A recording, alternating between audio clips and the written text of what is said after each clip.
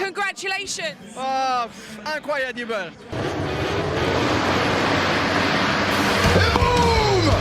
Sebastiani fights back. Loves to be aggressive, doesn't it? But in the future, happen something with you, will be a problem. Okay. I will be arrested. We don't need to shake hands. We are okay. Rossi now! Rossi ready now! There is going to be a race direction investigation. Et bonjour, bonsoir à tous et bienvenue dans ce nouvel épisode de la boîte à clapper où je suis une nouvelle fois très content de vous retrouver, même si j'en ai un peu marre parce que là on rentre quand même dans un tunnel de course, les doubles triple headers, franchement j'en peux plus, surtout sur 2 week-ends de suite, je me rappelle pas des courses, je les confonds, je sais pas ce qui s'est passé, on va essayer de faire ce qu'on peut. Pour ce faire et pour m'assister, j'ai les meilleurs stagiaires de France. Comment va Alexandre pour son retour ? Ouais, ça va très bien, je suis content d'être de retour et moi je me souviens des courses donc tout va bien normalement. Enfin j'espère. Si je dis ça après je vais un peu passer pour un débile mais on va espérer que j'ai bien vu les courses ce week-end. Comment va Léo ? Moi ça va très bien, j'ai pas regardé Misano 1, du coup je pourrais pas confondre avec les deux. Donc on est sûr d'avoir quelque chose d'à plus propre.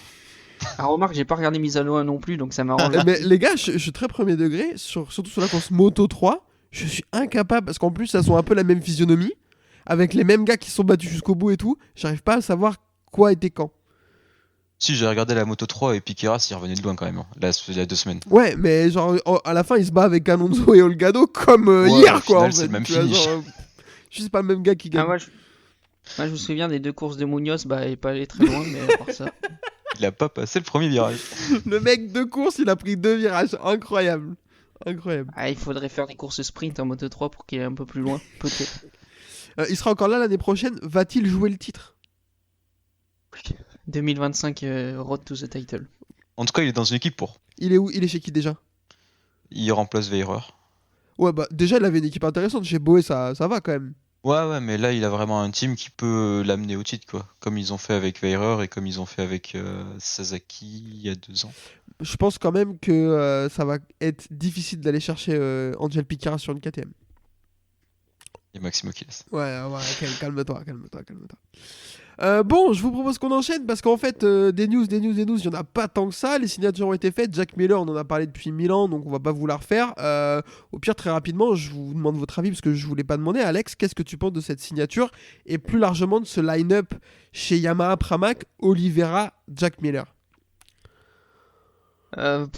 Cette signature elle était tellement attendue qu'on peut pas dire on était surpris. Après voilà, c'est pas la signature qui nous fait le plus rêver objectivement. La line-up Pramac perd déjà au change dans la moto qu'ils auront l'année prochaine. Ils perdent au change aussi chez les pilotes parce que à partir du moment où tu perds quelqu'un qui joue le titre pour remplacer par 2 bons pilotes de top 10 on va dire, parce qu'actuellement c'est le cas, c'est sûr que ça va faire un vide et qu'ils sont peut-être pas prêt de retrouver les joies du podium et encore moins celle de la victoire rapidement. Après, bon, c'est un duo qui est expérimenté, ça c'est sûr, et peut-être pour développer la Yamaha, c'est pas forcément si mauvais et si néfaste. Encore faut-il qu'il soit dans cet esprit de développer une moto. Yes, je suis aligné avec toi. Léo, qu'est-ce que tu penses de ça toi-même ? Je crois qu'on a déjà parlé, mais maintenant que c'est officiel, on veut bien ton avis. Ouais, y en a qui passent pas la ligne parce qu'ils ont plus de fuel, lui il passera pas la ligne parce qu'il aura plus de pneus. On sait que la Yamaha sur une longueur de course ça a du mal. Et Miller, niveau gestion de pneus, c'est peut-être le pire sur la grille. Je pense qu'on peut le dire.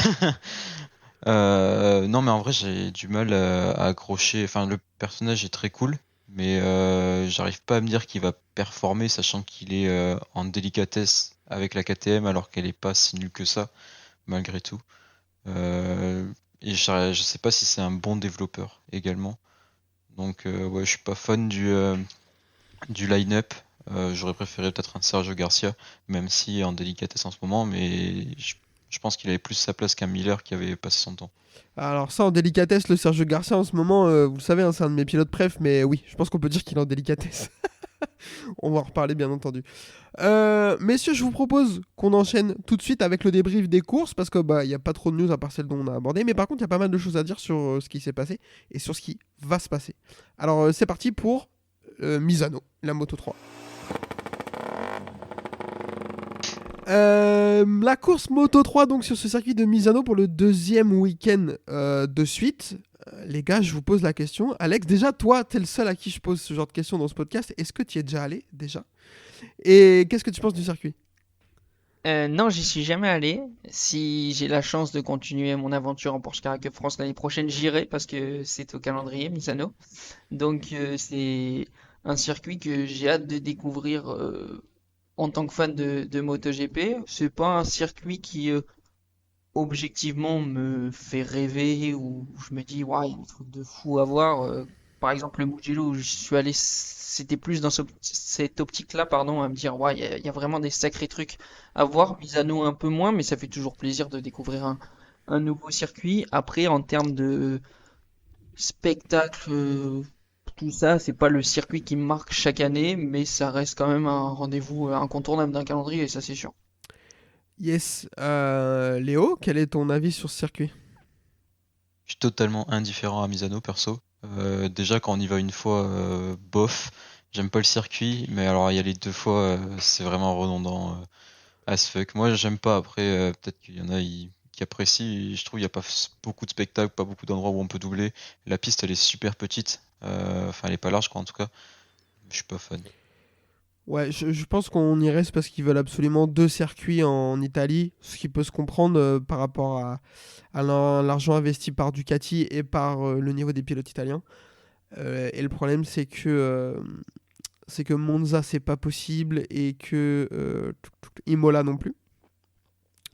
Donc forcément, on se rabat un peu sur Misano. C'est juste à côté de chez Rossi. Bagnaia s'y entraîne, Bastianini s'y entraîne beaucoup et tout. Donc je pense que tout est réuni pour qu'il le garde au calendrier. Et après, je pense qu'il est cool. L'expérience là-bas doit être assez cool au bord de la mer et tout. Le cadre est top. Il n'y avait pas beaucoup de monde ce week-end sur place. Et malheureusement, c'est normal parce que c'était un circuit de remplacement, on l'a dit. Il a remplacé d'abord le Kazakhstan et ensuite l'Inde qui est de remplacer le Kazakhstan. C'est un peu compliqué. Sauf qu'à 200 km de là, il y avait une manche italienne de Superbike à Cremona. Le problème, c'est que ça, c'était prévu depuis 1 an. Donc les gens, les fans de moto italiens avaient réservé leur week-end pour aller à Cremona. Et une fois que tu annonces Misano il y a 1 mois, tu peux pas les faire changer, tu vois. Donc c'était attendu qu'il y ait personne, malheureusement. Il y avait, je sais pas, j'ai pas les chiffres en tête, mais c'était. J'aimerais bien comparer entre Misano et Cremona. Je suis pas sûr qu'il y avait beaucoup d'écart entre les deux. Donc voilà. Je l'ai déjà dit la semaine dernière, je suis pas trop fan du circuit, mais pourquoi pas. Je suis pas sûr que Cremona en plus puisse accueillir beaucoup. Je connais pas du tout le circuit, mais. Apparemment, il y avait autant de monde à Cremona qu'à Manicourt. On parle de 45-50 000 personnes. Ok. D'après Valentin Debis, c'est un, ouvrez les guillemets, putain de parking. Voilà. Pourquoi pas. Course Moto 3 donc. Alors par contre, voilà, on le dit à chaque fois, mais pour le Moto 3, Misano c'est cool. Parce que comme il est étriqué, etc., en Moto 3 ça va, et les derniers virages sont marrants, etc. Donc pourquoi pas. Paul de Furusato, si je ne me trompe pas mes amis, qui sortait de la Q2, et qui sortait de la Q1 et qui va en Q2 faire une pole. Donc ça c'est assez inattendu, même si depuis quelques temps elle est pas trop mal. Et derrière on va avoir une course de Moto 3 avec beaucoup de bagarres. Tous les pilotes habituels vont être au rendez-vous, à savoir nos amis Olgado, Piqueras. Il y avait qui d'autre? Alonso. Je l'ai dit, Alonso, Piqueras, Veijer, Olgado, Ortola, tous ces gens-là étaient au rendez-vous. Peu de chutes, à part celle de David Munoz au deuxième virage, mais on est habitué. Et du coup, on va avoir une victoire de David Alonso une nouvelle fois pour 175 millième devant Angel Piqueras et Colin Veijer. Olgado 4, Ortola 5, Luneta 6, Kelso 7, Adrian Fernandez 8e, Matteo Bertel 9 et Rueda 10e. Messieurs, Léo, je te commence par toi. Qu'est-ce que tu as pensé de cette course? Moi, je me suis noté, j'ai l'impression qu'on se pose la question à chaque fois, mais au bout d'un moment, Alonso, il est juste trop fort en fait. C'est terminé. Il est une classe au-dessus des autres dans cette KT. Moi, c'est ce que j'ai tweeté à la fin de la course. Je pense que ce week-end, il a scellé le sort du titre. Pour moi, s'il tombait et qu'il y avait un Veijer ou Ortola qui prenait la victoire, il y avait quelques questions à se poser. Aujourd'hui, je sais pas combien de points il a d'avance, mais je pense que le titre, il est terminé. Il faudrait qu'il tombe à chaque fois, qu'il marque très peu de points et que devant, 78. Ah, j'ai 82 moi, chef. Mais bon. Dans tous les cas, Dans tous les cas, il a c'est plus de fini. 3 courses d'avance sur ses 2 prédécesseurs, ses 2 poursuivants. Dans tous les cas, ouais, la seule chance qu'il y avait, c'était qu'il tombe et que derrière, ça score 25 points pour venir à une cinquantaine de points. Et encore 50 points, là où on est au championnat, ça se gère. Maintenant, il faudrait un miracle pour que Veirer ou Ortola le rattrape. En plus, il est bon dans tous les domaines, hein. Quand il est un petit peu en difficulté, il arrive à accrocher le groupe de devant et il sait se contenter des petits points. Et lorsqu'il est bon, on le voit rester en deuxième, troisième position et passer au bon moment, mettre une claque à tout le monde. Franchement, c'est très impressionnant son style. Alexandre, je te pose la question, parce que toi, on n'en a pas parlé depuis longtemps, mais est-ce que tu as le même ressenti sur David Alonso? Est-ce que... Ouais, ça semble être un crack générationnel, quoi. Ouais, bah le titre, je pense que c'est terminé. On va dire, je vais attendre la prochaine manche parce qu'après celle en Indonésie, il restera que 5 Grands Prix et 50. Imaginons qu'ils perdent donc, qu'ils tombent et que ce soit Olgado, Veilleur qui reviennent et qu'ils reviennent à 50 points, 5 manches. À la limite, il peut y avoir un peu d'espoir. Si l'écart il reste autour des 75-80 points après la course à Mandalika, je pense que c'est terminé. Ou il faudrait un scénario catastrophe, une blessure, enfin quelque chose qu'on lui souhaite pas parce que il a tellement écrasé ce championnat et tellement été fort tout au long de l'année et tellement régulier qu'il mérite amplement de s'imposer, de décrocher ce titre de champion du monde et d'aller voir ce qu'il attend en Moto 2. En plus, c'est un mec qui fait pas d'erreur. C'est un mec qui est capable de gagner dans toutes les conditions, de partir, de s'échapper. Il le revoit pas. Quand il est en bagarre, il a toujours ce même truc de à 3 tours de la fin, il passe, il leur met 3-4 dixièmes, il se met à l'abri, ils peuvent plus rien faire. Vraiment, il est intelligent, rapide, il s'entraîne avec Marquez et tout. Même Marquez dit de lui qu'il est incroyable. Bon, à voir maintenant s'il va nous faire comme je l'ai dit plein de fois, une Joan Mir ou une Danny Kent. Mais là, pour le coup, je suis pas archi inquiet. Merci pour la passe décisive, Alexandre. Vite fait, je voudrais qu'on parle des 4 mecs qui, pour l'instant, ont été annoncés en Moto 2. À savoir lui, David Alonso, qui va passer chez CF Moto. Donc le même team qu'il a en Moto 3, mais en Moto 2, là où il y a aujourd'hui Jake Dixon et Izan Guevara. Il va être rejoint par en coéquipier Daniel Olgado, qui est en Moto 3 et qui va donc le suivre et devenir son coéquipier en Moto 2. Et Colin Veijer et Ivan Ortola vont aussi monter en Moto 2. Qu'est-ce qu'on peut attendre de ces mecs-là, Léo, en Moto 2? Est-ce que c'est des mecs qui peuvent être vite tout de suite, sachant que l'adaptation, elle est souvent compliquée? Je sais pas, est-ce qu'on peut attendre une saison 2 comme on voit par exemple Denis Onju, ou comme on a vu celle de Sergio Garcia l'année dernière, ou une saison comme Raúl Fernandez par un David Alonso, c'est possible? Moi, je trouve que la Moto 2, c'est un peu loterie. Alors, c'est vrai que souvent les gros pilotes confirment en Moto 2. Donc, c'est là où on verra la tranche, entre guillemets, de David Alonso. Je pense que s'il monte et qu'il gagne directement, ou même faire une saison un peu à la Acosta, on sera sur un crack générationnel. En revanche, s'il cale et que Olgado s'impose directement, ça me surprendra pas non plus. Ou même un Veirer qui va arriver dans un KTM Ayo qui aura les crocs parce qu'en ce moment il gagne pas beaucoup, même si Vietti ça avance pas mal en ce moment. Honnêtement, les 4 qui montent, je pense que c'est 4 pilotes qui sont assez compatibles avec la Moto 2 de par le gabarit. Mais voilà, ça reste quand même une adaptation compliquée comme tu l'as dit. On n'est pas certain que ça fonctionne direct pour un des 4. Maintenant, s'il y a une pièce à mettre, forcément ça va sur Alonso vu ce qu'il montre cette année, quoi. Alex, est-ce que t'es hype par ces 4 mecs qui montent en Moto 2 l'année prochaine? Est-ce que ça va te donner envie de cliquer sur la Moto 2 plus qu'aujourd'hui ou pas vraiment? Plus qu'aujourd'hui, je sais pas. Ce que je trouve bien, c'est la méritocratie qu'il y a, puisque c'est les 4 premiers du championnat qui dominent largement ce championnat, parce que Ortola, il a 60 points d'avance sur le 5e, en l'occurrence Piqueras, qui monte. Donc il y a une certaine méritocratie. C'est les 4 plus forts, c'est les 4 qui montent. Moi, je trouve ça super. On devrait peut-être prendre exemple sur la Moto 3 pour d'autres championnats. Je les citerai pas, mais non, c'est une très bonne nouvelle. Après, est-ce que je suis hype? Oui, j'ai mis des réserves, comme vous l'avez dit, parce que c'est pas facile d'arriver en Moto 2, effectivement. J'ai hâte de voir Olgado et Alonso face à face. Je pense que... Est-ce que je serais surpris si Olgado bat Alonso, comme l'a dit Léo? Non, parce qu'il y a une possibilité. Je pense en revanche que ça peut vraiment motiver Olgado à dire bon bah l'année dernière je me suis fait battre par Alonso, cette année je vais montrer à tout le monde que je peux être meilleur que lui sur une saison ou que je le suis, ça il nous le montrera. Mais je pense qu'Alonso Olgado pardon, on peut le découvrir sous un nouveau visage l'année prochaine. Vas-y Léo, t'as levé la main. À savoir qu'il y aura certainement un Asiatique qui montera, vu que, comment il s'appelle, Ogura. qui monte en MotoGP. Ogura. Non, Chantra. Ah, Chantra. Chantra, pardon. Chantra laisse une place, donc avec la politique, il y aura forcément un Asiatique qui montera.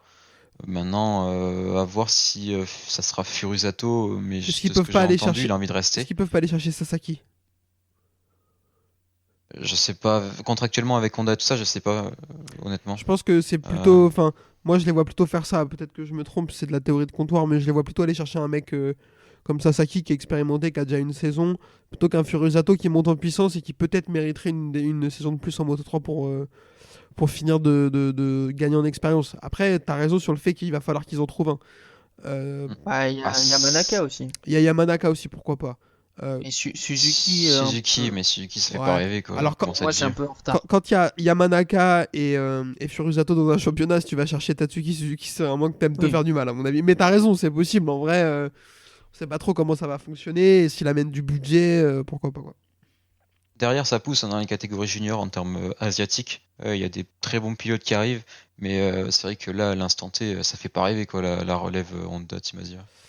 Ouais, mais tant mieux que ça pousse parce que on a vécu un trou noir un peu de pilote asiatique là, et c'est vrai que ça revient un petit peu, donc c'est une bonne nouvelle. Messieurs, je vous propose qu'on passe à la catégorie supérieure parce que je pense qu'on a été assez complet sur le Moto 3 et en plus ça intéresse que nous. Donc je vous propose qu'on enchaîne, c'est parti pour le Moto 2. La course Moto 2 donc sur ce circuit de Misano avec une pole, dites-moi si je me trompe, mais je crois que c'est Arbolino qui fait la pole si je me trompe pas. Ok, personne ne me contredit, ça veut pas dire que j'ai raison. Je sais même pas si c'est Arbolino ou Canet. Attention. Bon, c'est pas grave. En tout cas, on va avoir une course assez soporifique jusqu'aux 5 derniers tours où là, ça va être n'importe quoi. C'est Canet. C'est Canet qui a fait la pole. Bien entendu, j'avais la bonne information. Je vous remercie. Du coup, on a un groupe de 3 devant qui est composé de Vietti, Canet et Arbolino qui vont se battre pour la victoire, qui vont nous offrir une belle bagarre. Arbolino, le dernier tour, semble avoir fait le travail. Il a une demi-seconde d'avance, il peut pas être attaqué, sauf que il va faire une erreur. Je sais pas si c'est une erreur ou c'est un problème de boîte de vitesse parce qu'on le voit fracasser son sélecteur pour essayer de rétrograder dans l'antépénultième virage, celui qui est au bout de l'enchaînement de droite là, mais sauf que il écarte. Canet passe et semble se diriger vers la victoire, sauf que il protège beaucoup à l'entrée du dernier virage, ce que Vietti ne fait pas. Après, c'est ce qu'a dit Antoine Arlot et Louis Rossi, ce qu'on dit c'était super intéressant. Vietti s'entraîne là tout le temps avec le VR46. Et je pense que des derniers virages pour la victoire avec les autres, je pense qu'il en a fait plein. Donc il sait exactement la trash qu'il faut aller chercher quand t'es derrière un mec pour passer devant sur la ligne. Et donc lui, voyant que Canet protège beaucoup à l'intérieur, lui, il va enrouler, écarter pour ressortir avec énormément de vitesse. Il va le sauter sur la ligne pour aller remporter la victoire. L'écart, les gars, je vais vous dire, mais il y a vraiment que dalle. Il l'a vraiment battu sur la fin. Il y a 29 millièmes d'écart avec Aaron Canet. Tony Arbolino va terminer 3ème, Ayogura 4ème, Aldeguer 5, John Robert 6ème, Senna juste 7ème, c'est un bon résultat, Marcos Ramirez 8, Alonso Lopez 9 et Philippe Salach 10ème. Peu de chutes, mais à noter celle quand même de Sergio Garcia. Ah non, pas mal de chutes quand même. Et surtout celle de Sergio Garcia, Jake Dixon. Et on notera celle de Jaume Mazia et d'Elise Ondjou.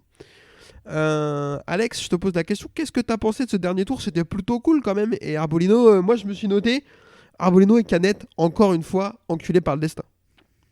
Ah, mais là, c'est la frustration ultime. Alors, je sais pas lequel des deux doit être le plus frustré. Arbolino, je pense. Je pense, moi aussi, j'aurais tendance à redire Arbolino, mais 29 millièmes. 29 millièmes, Ça pique, hein.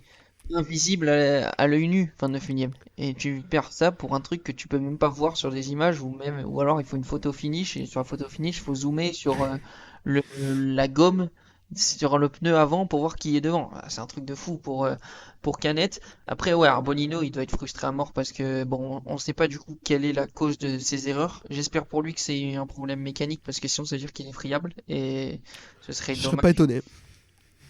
Oui, mais va lui laisser le bénéfice du doute. Et c'est vrai parce qu'il fait une course qui est très intelligente, très régulière. Il prend les devants quand il le veut, il augmente son rythme et son avance quand il le veut aussi. Il est vraiment très bon et pour moi c'est le meilleur pilote de cette course. Sauf que bah il fait l'erreur dans l'avant-dernier virage et il fait aussi une erreur de 3 tours avant. Est-ce que c'est le même problème? Est-ce que cette fois-ci c'est une erreur personnelle? Ça on sait pas. Mais dans tous les cas, ouais, les deux ils doivent ressortir de cette course frustrés et quand on voit la réaction de Fabio Quartararo sur le banc quand il voit que, enfin sur le pit wall quand il voit ce que fait Arbolino, j'imagine même pas celle de Tony Arbolino parce qu'il devait être complètement dépité, et même s'il n'a pas vraiment montré sur le podium, je trouve qu'il a été plutôt Digne. souriant. Voilà, digne, c'est pas Comme mal Lucas. aussi. Mais ouais, ça c'est moins bien. Mais, mais bon, c'est une course qui est pas facile à avaler. Il faudra voir comment l'un et l'autre réagissent en Indonésie aussi. Je pense que je suis d'accord avec toi, faut réussir à en tirer quand même du positif parce qu'il y avait du rythme, il avait la victoire acquise, ou en tout cas il était dans les 3 premiers et tout, donc même si le résultat est frustrant, il est sur 3 podiums d'affilée, il avait le rythme pour la gagner et tout, donc il faut essayer de garder cette dynamique et partir tout de suite en Indonésie, essayer de la mettre derrière tout de suite et partir en Indonésie dans cet esprit, je pense. Mais à mon avis, ouais, le somme doit être dur à avaler pour le coup. Léo, est-ce que ces derniers virages t'ont fait kiffer? Bah, franchement, j'ai kiffé. Pour le coup, je suis pas très fan de Arbolino. J'accroche pas forcément au personnage, Personne. mais j'avais un peu le seum. J'avais un peu le seum pour lui. Parce qu'il a mené, comme disait Alexandre, il prend le wall shot, jamais il est mis en difficulté, jamais on a réussi à le doubler. Il a un rythme impec. Il creuse l'écart avec Ogura et Aldeguer, qui étaient quand même pas des peintres ce week-end. Et au final, c'est à 2 virages de la fin, tu fais une erreur. Ou alors, problème, j'en sais trop rien. Et tu perds 2 places. L'addition, elle aurait pu être encore plus salée si derrière, il s'était pas à 3 ou 4 secondes. Ça reste une 3e place positive, surtout après son début de saison compliqué. Mais t'avais une victoire au bout qui aurait pu te faire vraiment du bien et te remettre dans une dynamique très très positive avant la saison prochaine, quoi. Ouais, c'est sûr, pour Arbolino. Après, on n'a pas parlé de Vietti quand même. Et donc, on a parlé d'Arbolino et Canet qui se font un peu ken, mais ken par Vietti. Vietti, il est sur une bonne dynamique aussi. Je sais pas ce que vous en pensez. On lui a beaucoup tapé dessus, à raison, parce qu'il était de nulle part alors qu'il est dans le meilleur team Moto 2. Et là, il enchaîne 2 victoires. Alors, il les enchaîne pas parce que c'était Spielberg, il y a eu Aragon et un autre Misano entre les deux. Il est sur une bonne dynamique aussi. Est-ce que vous pensez qu'il peut capitaliser là-dessus ou continuer, ou moi, je pense que le fait d'être à Misano, etc. On sait que Spielberg, c'est à part, c'est un circuit qu'il adore et il est tout le temps fort là-bas. Là, Misano, le circuit le ponce. Comme je dis, il connaît toutes les trages, etc. Donc je pense que Canet, il est tombé sur le pire mec à avoir derrière lui dans le dernier virage. Parce qu'il savait très bien comment faire pour le carotte. J'arrive pas à me dire que Vietti, on va le voir continuer sur cette dynamique sur les courses suivantes. Qu'est-ce que vous en pensez, Alex? A fait une saison à Misano et Vietti est champion du monde. Ah oui, bah oui, là, je pense que oui, hein. Mais Ogura Non, serait capable de le ken. ouais, pour moi, c'est juste un feu de paille. Comme tu l'as dit, c'est les circuits où il est le meilleur, où il gagne. Et il faut quand même reconnaître cette valeur parce que il y a des pilotes qui ont leur circuit fétiche et qui ont du mal dessus. Donc lui, c'est vrai, il a fait ça. Mais je le vois ni gagner à Mandalika, ni en Indonésie, ni à Phillip Island, ni à Valence. Non, non, non. Je pense que vraiment, il a fait le travail. Il a joué intelligemment et parfaitement manœuvré dans ce dernier virage. Mais c'est l'expérience du terrain qui lui le fait gagner cette course ce week-end. Yes, je suis assez d'accord avec toi. Léo, j'ai une autre question pour toi. On l'a dit, chute de Sergio Garcia, qui était revenu vraisemblablement physiquement au top parce qu'il a eu des gros soucis d'épaule en Aragon et sur Misano 1 où ça allait pas du tout physiquement, il n'était pas du tout à 100%. Là, il a annoncé être revenu à 100%, mais sauf qu'il n'y est pas du tout ce week-end, il va chuter. Il a désormais 22 points de retard sur son coéquipier qui est Ayogura. Est-ce qu'il a fait l'erreur de trop face à un mec qui fait peu d'erreurs de son côté? Alors, l'erreur de trop, je pense pas, parce qu'il va quand même rentrer dans une tournée qu'il apprécie. C'est là où il s'est révélé la saison dernière à Moto 2. C'est vrai. Attention quand même à Yogura, parce qu'on rentre sur son territoire malgré tout. Donc des circuits qu'il connaît, des circuits qu'il apprécie beaucoup également. Je pense que le championnat n'est pas fini pour lui. Pour moi, le championnat jusqu'à Ferminal de Guerre, il est jouable, même si la dynamique actuellement, elle se tourne plutôt Côté Calex, je les vois pas revenir dans la partie. Même Vietti, c'est comme disait Alexandre, hein, c'est notable. À chaque fois va sur ces circuits, il gagne très facilement d'ailleurs, mais il gagne. Derrière, Fermin Aldeguer, s'il nous reclaque la masterclass qu'il a fait l'année dernière, Ce serait beau. les 50 points, il va les chercher pour moi facile. Maintenant, c'est vrai qu'il y a beaucoup d'erreurs dans ce championnat-là. Et Ayogura quand même l'air d'être le plus intelligent et de mieux gérer son championnat. Ouais, enfin, même alors pour Aldeguer, je suis d'accord avec toi, il est capable de rentrer dans ce tunnel comme l'année dernière et de tout gagner.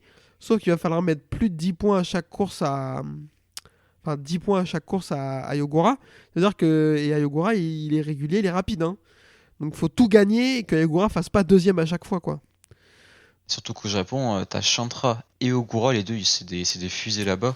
Ouais. Ça va pas être facile. Hein. Ouais. Et puis même Thaïlande, ça va être compliqué et tout, je pense. Hein. Donc à voir. Hein. Moi, je signe pour ça parce que c'est pas mon pilote préf Aldeguer, mais moi, je signe pour une grosse bagarre jusqu'au bout. Donc voilà. Alex, qu'est-ce que tu penses de cette bagarre pour le titre Qui tu vois encore dans la course et surtout Garcia, est-ce que tu penses que c'est mort pour lui? Moi, je pense que si Aldeguer est champion du monde, faut faire un épisode spécial pour vous lui présenter ses excuses Mec, pendant 1 heure sur et- tout le mal que vous avez dit sur Et lui. tu sais quoi? Alors 1 heure, Et je hosterai cet épisode. Alors 1 heure, je suis pas sûr, mais viens, ok, c'est signé. Si Aldeguer est champion du monde, on fait un épisode spécial sur lui où je présente mes excuses, c'est toi qui le host, et on parle de sa carrière et de sa saison l'année prochaine. Je suis chaud. Ça, j'aime bien.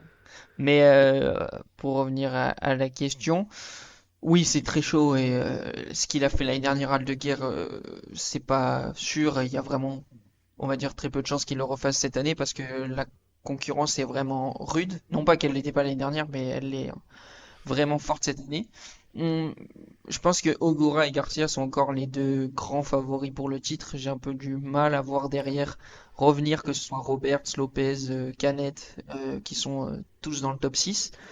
Après, Ogura face à Garcia, ça dépendra des 3 prochaines courses. Je pense que avant les 3 dernières et le sprint final, on saura qui prend l'avantage sur l'autre parce qu'on n'est pas à l'abri d'une chute involontaire d'Ogura, d'un accrochage, de Garcia qui prend juste 20 points de la deuxième place et il revient à 2 points d'Ogura. Donc j'attends de voir un peu les 3 prochaines avant de me plonger dans les 3 dernières, mais c'est sûr que c'est les deux grands favoris. Après, il y a une jolie bataille quand même pour la 3e place, dans le cas où Ogura et Garcia survolent la fin de saison, parce que Joe Roberts, il est 3e, il a 143 points. Et je crois qu'Arbolino 10e avec son podium, il est à 113, donc il est qu'à 30 points. C'est-à-dire qu'entre le 3e et le 10e, il y a 30 points. Donc c'est quand même Ouais, c'est bien. à noter. Et bon, alors ça fait pas toujours rêver de voir des batailles pour la 3e place, mais c'est aussi un petit enjeu dans cette fin de saison. Finir 3e ou 10e d'une saison de Moto 2, ça a quand même pas la même valeur. Donc on va voir qui s'en sort le mieux cette fin de saison. Et au vu du calendrier, hormis Ogura et Garcia, bien sûr qu'Aldeguer fait un peu office de favori pour les prochains meetings. Je suis 100% d'accord avec toi, une 3e place sur un championnat Moto 2, ça claque sur un CV quand même. Donc non, il va falloir suivre cette bagarre. Et je pense que la dynamique entre Calex et Bosco Scuro peut nous aider à avoir une bataille au titre serrée jusqu'à la fin, parce que c'est 2 Bosco Scuro qui sont en tête du championnat. Il y en a 2 autres qui sont pas loin, mais après c'est que des Calex. Donc voilà, à suivre Dixon aussi, Joe Roberts, etc. Même s'il tombe là, Dixon, il est quand même dans une super dynamique. Donc moi, mon rêve, qu'ils arrivent à 3 en moins de 5 points à Valence, tu vois. Je veux bien un triple, un petit Ogura Garcia Aldeguer, tu vois, ou un Ogura Dixon Aldeguer. Franchement, je signe de fou. Parce que je crois pas trop aux autres. Joe Roberts, Alonso Lopez, j'ai un peu plus de mal à m'imaginer qu'ils vont pouvoir revenir dans la lutte pour le titre. Canet, on sait jamais. Ah, j'ai du mal aussi, je le trouve trop irrégulier. Moi aussi. Je le trouve trop irrégulier. Moi Mais aussi, mais je serais content pour lui. ouais, je me dis pourquoi. C'est quand même une saison qui est à part pour lui. Je me dis, et s'il venait pas dans cette saison, peut-être la meilleure de sa carrière, ou du moins l'une des meilleures de sa carrière, venir se mêler à cette lutte pour le titre, Ouais. on a été surprise, pourquoi pas. S'il se blesse pas au Mugello, en plus, je pense que le championnat n'est pas le même pour lui, en plus. Donc, Mais c'est quand même super drôle, on a la dynamique de chacun. Au début, on avait les Bosco Scuro plus Roberts qui était vraiment devant. Là, on a les Calex qui arrivent. Pour autant, Roberts s'efface. C'est assez. Moi, je trouve le championnat Moto2 cette année, c'est est trop bien. le championnat à Ouais, je suivre. suis d'accord. Il est vraiment cool. C'est la révélation pour moi cette saison. Et pour rebondir à ce que tu disais, Alexandre, c'est vrai que pour moi, Aldeguer, il aura difficilement la place pour refaire ce qu'il a fait l'année dernière. Parce que l'année dernière, le grand concurrent, c'est Acosta. Et Acosta, à ce moment-là, il est presque déjà titré. Donc, il a plus trop la tête à aller se battre avec Aldeguer devant. Il pense déjà à sa saison MotoGP. Et Arbolino, il était un peu sur le déclin en fin de saison. Donc ça sera pas facile de reclaquer tout ce qu'il a claqué l'année dernière. Mais c'est super intéressant. Ouais, je te rejoins pour conclure là-dessus. Je te rejoins sur le championnat. Ça fait longtemps qu'on n'a pas eu un championnat hyper intéressant dans cette KT. Parce que moi, le duel Garner-Fernandez m'avait pas vendu de rêve. En plus, c'était sur une année un peu tronquée de Covid, donc si je me trompe pas, c'est 2021, si je me trompe pas, donc c'est pas la folie. Donc là, très très cool. On a des courses intéressantes, un championnat qui est intéressant, des pilotes qui sont intéressants à suivre, donc c'est trop bien. Regardez le Moto2, vraiment, cette année, c'est le plus cool à suivre. Messieurs, c'est bien gentil tout ça, mais je vous propose qu'on enchaîne et qu'on parle de ce qui est vraiment intéressant, parce qu'on fait les malins. Oui, c'est bien le Moto2 et le Moto3 et tout. Non. Nous, ce qu'on veut, c'est des coups de carénage entre deux Ducati dans des derniers virages. C'est ça qu'on adore. Et on va parler de ça tout de suite. C'est parti pour Ça le arrive MotoGP. jamais, ça. C'est parti. Le MotoGP, donc ce circuit de Misano, beaucoup trop petit pour ces motos, mais c'est pas grave, on y retourne quand même, ça fait plaisir. Paul de Francisco Bagnaia, jusque-là personne n'est étonné, il habite sur le circuit, je pense qu'il dort au virage 10 la nuit. Il a un record en moto d'origine, enfin pas en moto d'origine mais en Panigale V4S, il a sans doute un échappement et deux pneus dessus, plus rapide que le record de Moto2. Donc D'accord. ouais, non. Je crois qu'il est pas très loin des Superbikes en Ouais, plus. non, vraiment, c'est une dinguerie. Je crois qu'il est pas dernier sur la grille Superbike. J'avais regardé, il est genre. Il y a 23 motos, il est genre 20ème, je crois, avec une Panigale que tu peux Pas acheter préparé chez ou quoi. Ducati, quoi. Donc, non, vraiment, là, pour le coup, c'est n'importe quoi le niveau de Bagnaia sur circuit. Mais on va voir que ça suffit pas toujours. Sprint. Pas grand chose se passe en sprint, c'est lui qui va la gagner. Martin la domine, mais il va faire une petite erreur, perturbé par une alerte de track limit sur son dashboard. Il fait un petit écart, Bagnaia passe et derrière il n'arrive pas à le récupérer. Donc victoire de Bagnaia devant Martin en sprint. Il s'est pas passé grand chose. Course du dimanche, et là il s'est passé des trucs avec un Bagnaia qui part et qui n'a pas de rythme. Alors pour la deuxième course de suite, et ça je trouve que c'est révélateur et ça va sans doute jouer quelque chose, Martin le graille tout le temps au départ. Tout le temps, Jorge Martin le mange au départ. Et pourtant, Bagnaia, c'est un bon... Enfin, il est pas mauvais en départ. Il est vraiment pas mauvais. Et à chaque fois, Martin va le manger. Je sais pas ce que vous en pensez, si vous avez le même ressenti que moi, mais sur une course où c'est un peu serré, ça peut vraiment faire la différence pour le coup. Qu'est-ce que t'en penses, Léo ? Moi, je trouve que lors de Misano 1, il avait l'excuse de Aragon où il avait Blessé. eu du mal à démarrer. Beaucoup l'ont utilisé, blessé aussi, c'est vrai. Mais là, ce week-end, je pense qu'il était, si pas à 100%, très proche de l'être. Et ça excuse pas que ces 6 derniers départs sont pas nuls, mais il se fait bouffer par Martin et souvent même par presque toute la seconde ligne s'il faisait pas un bon freinage au premier virage, quoi. Alex. Ouais, c'est ça, il a l'avantage de partir 4-5 mètres devant les mecs de la seconde ligne, parce que sinon, il est... Bah, en fait, on l'a vu à Aragon, dès qu'il rate vraiment son départ, il se retrouve 8 ou 9e après un virage, et quand tu te bats pour le titre et que tu pars en pôle, t'as pas le droit, quoi. À l'inverse, on a un Marquez qui, quand il part 9e, remonte dans les départs, on va dire, ok, 6e. Après, bon, quand t'es 6e, t'es rapidement dans le top 5, rapidement dans le podium, ok, mais quand tu pars en pôle, tu rates ton départ, que tu retrouves 9e, le temps que tu retrouves la deuxième position, Martin, il a 10 secondes d'avance, quoi. Donc là, ce week-end, je pense pas que ce soit ses départs qui l'aient pénalisé. On l'a vu, il a gagné la sprint, on parlera de ce qui s'est passé dans le Grand Prix après. Mais c'est une alerte, ça c'est sûr. Et puis, faut mieux pas qu'il rate sa qualif pour moi, parce que si demain il part 4e, peut rapidement se retrouver proche de la 10e position en cas de mauvais départ. Et après, il a quand même la meilleure moto du plateau, il a quand même des facilités pour remonter, mais il va pas remonter 6 places en 2 tours, quoi. Il va lui falloir un peu de temps, et ce temps, dans une bataille aussi serrée, bah, il l'a pas vraiment, quoi. Ouais, c'est sûr. C'était un avantage qu'il avait avant et qu'il a, je trouve, un peu perdu. En tout cas, sur Martin, il l'a plus. C'est certain. Et même, on va pas parler de ça pendant 2 heures, mais même Brad Binder qui se qualifie en 2e place, à chaque fois, il est à 2 doigts de le sauter. Même il le passe, je crois, en course du dimanche et Bagnaia le repasse tout de suite. Enfin, après, on sait que Binder, c'est un. Il touche avec Bastianini, non? Ouais, il se touche avec Ouais, Bastianini, c'est sinon il est Bastianini, devant. je confonds avec les deux. Mais on sait que Binder, il fait des gros départs. On sait qu'il est pas gênant très longtemps non plus, normalement. Donc voilà, mais ça fait chier. C'est un mec en plus qui te casse les couilles, qui fait surchauffer ton pneu, etc. Tu vois, donc avec les problèmes de pression de pneus qu'ils ont actuellement, faire des départs, je mets des guillemets, ratés comme ça, parce qu'ils se retrouvent rarement 10e non plus, eh ben, c'est pénalisant. Donc attention à ça. Surtout quand tu te retrouves dans le ventre mou, t'en as derrière qui ont plus rien à perdre. Je pense à un Fabio, typiquement, qui se Ouais, retrouve YOLO. 5e. Bah, lui, s'il peut tenter un virage et faire chier Bagnaia, bah, il le fera. Acosta, pareil, il est Aprilia, pareil. Donc là, directement, si tu te trouves avec des mecs qui, eux, ne jouent rien au championnat, qui peuvent faire des tentatives de dépassement suicidaires, ils vont pas s'en priver. Par contre, toi, ça te met vraiment en danger. Ça, c'est sûr. Et puis même quand tu remontes, quand tu vas dépasser quelqu'un, un dépassement c'est toujours entre guillemets pareil dangereux. Moins t'en as à faire pour remonter, plus t'es heureux quoi. Donc et puis il y a aussi le truc de quand tu vois que tu perds 5-6 places, de te mettre directement dans un mauvais rythme trop agressif et de partir à la faute tout seul parce que tu veux tenter un dépassement un peu trop osé. C'est arrivé à bon nombre de pilotes de la grille dans beaucoup de situations. Donc pour l'instant, Bagnaia, on n'a pas le sentiment que ce soit ça, ça lui soit déjà vraiment arrivé dans des moments chauds, mais dans une fin de saison aussi tendue, attention à pas vouloir trop en faire rapidement, quoi. Yes, clairement un point à surveiller pour l'ami Francisco. Derrière, on va rester sur lui. Il trouve pas de rythme. Bastianini et Martin sont devant lui.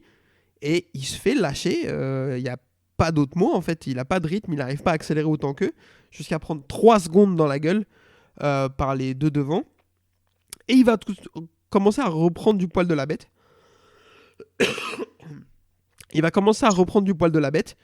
Et petit à petit revenir sur eux. Donc on se dit, ça y est, là il a mis en route. Il enchaîne des tours en moins de 1,31, des 1,30.9.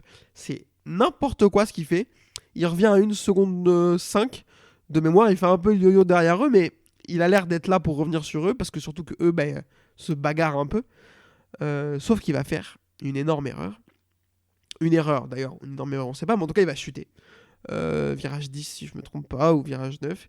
Le plus gros freinage du tracé. Et finir dans le bac à gravier et marquer 0 points. Je sais même plus quoi dire sur Francisco Bagnaia. Je dernièrement pas le dernier à tarir d'éloges sur. Je ne tarie pas d'éloges sur son cas parce que je le trouve exceptionnel à certains moments. Mais je t'ai vu Alex. Mais force est de constater que il fait pas moins d'erreurs que Jorge Martin en fait. C'est je saurais même pas dire à combien il est de chutes comme ça cette saison. Mais 7. ah ouais, putain, ça commence à faire vraiment beaucoup. Il y en a 7, surtout qu'il y en a une à Portimao où il était bien, il y en a une En sprint. en Espagne, il était premier. En sprint à Barcelone Alpique. Ah non, mais c'est. Les gars, qu'est-ce qu'on pense de ça? Est-ce qu'il faut qu'on s'inquiète pour Bagnaia? Parce que du coup, on arrive sur un double header sur son circuit favori où il est intouchable. On part de la première manche, il a repris beaucoup de points à Jorge Martin à cause de l'erreur de Martin. Et au final, il repart. Je sais pas où il en est par rapport à après Aragon, mais il est toujours loin de Jorge Martin. Est-ce qu'on s'inquiète, Léo? Bah, au final, les deux, ils ont fait 2 deuxième places et une première place tous les deux en sprint. Donc, bon, il n'y a pas tant d'écart que ça qui a été creusé, mais c'est quand même énervant, frustrant, moi je trouve, de voir le mec qui est parfois exceptionnel faire autant d'erreurs.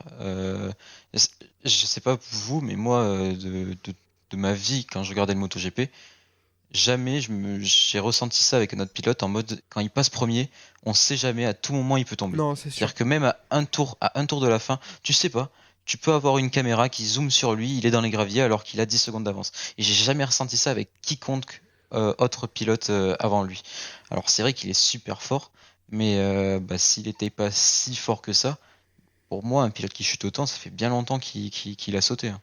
Ouais, je suis 100% aligné avec toi là-dessus. Il n'y a aucun mec dans l'histoire aussi fort, aussi friable. Pour moi, limite, il y a un autre mec qui était comme ça un peu, mais c'est tellement à l'ancienne que j'ai pas assez de recul pour le dire. S'il y en a dans les commentaires qui nous écoutent, qui suivaient déjà à cette époque, qui pourraient nous dire peut-être, mais Kevin Chance avait cette réputation de coller 15 secondes à tout le monde et de tomber tout seul dans le dernier tour, personne ne sait pourquoi.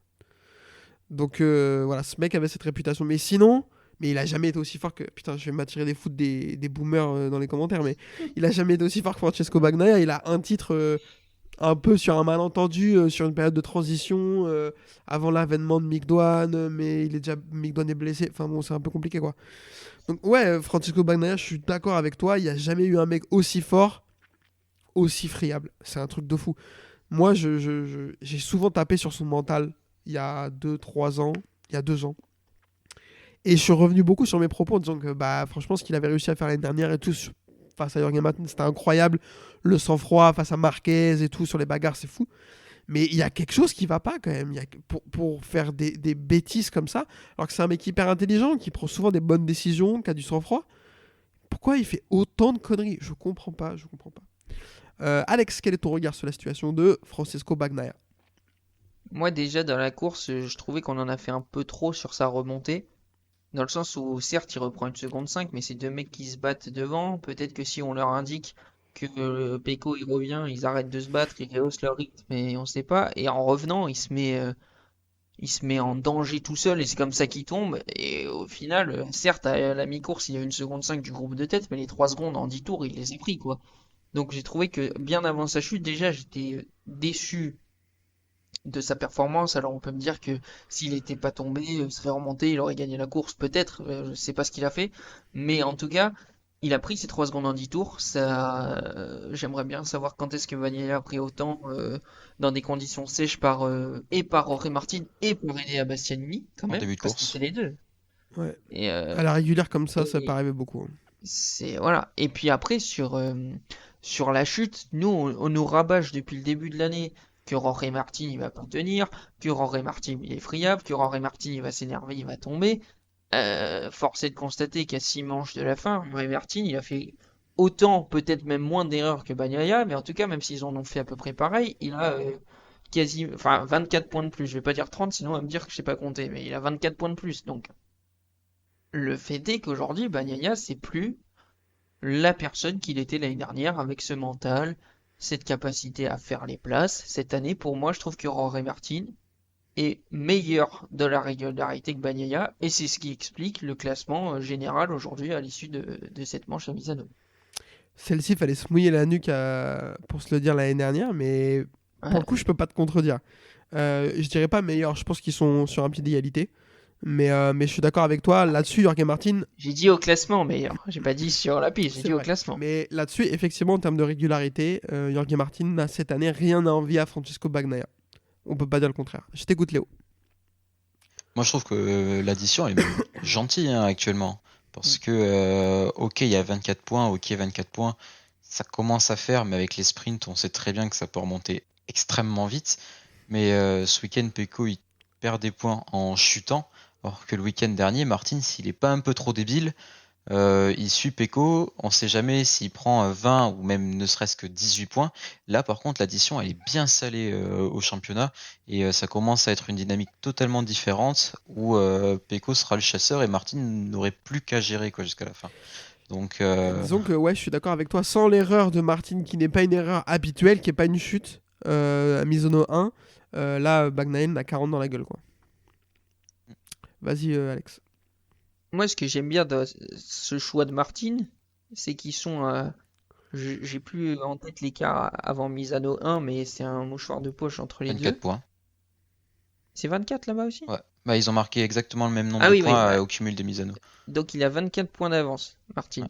avant Misano 1. Il a 24 points d'avance, il est leader du championnat et il tente un pari. Moi, c'est ça que je trouve que c'est révélateur aussi d'une certaine confiance en soi. C'est-à-dire que, comme tu le dis, Léo, il peut très bien suivre Bagnaia, voir ce qui se passe.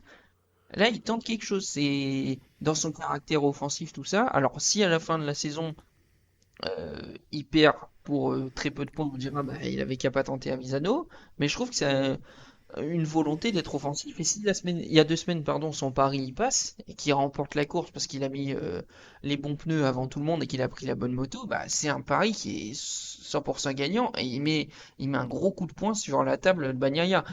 Et ça n'a pas marché, certes, mais je trouve que ce caractère offensif, c'est à noter, c'est à louer de la part de Jorge Martin. Pas sûr que l'année dernière, Francesco Bagnaia, en tant que leader du championnat, aurait fait la même chose. Alors on va me dire, oui, bah, il a bien fait de pas le faire parce que ça marche pas. Mais je trouve que voilà, c'est un point que j'ai bien aimé du côté de Jorge Martin. À défaut d'être efficace, il nous a fait le spectacle. Je peux pas t'enlever ça. Ouais, voilà, pour un leader du championnat, c'est assez rare. Ouais, non, Après, mais je trouve que c'est c'était vrai. quand même le risque était trop gros à prendre. Il avait moins à perdre à suivre Pecco.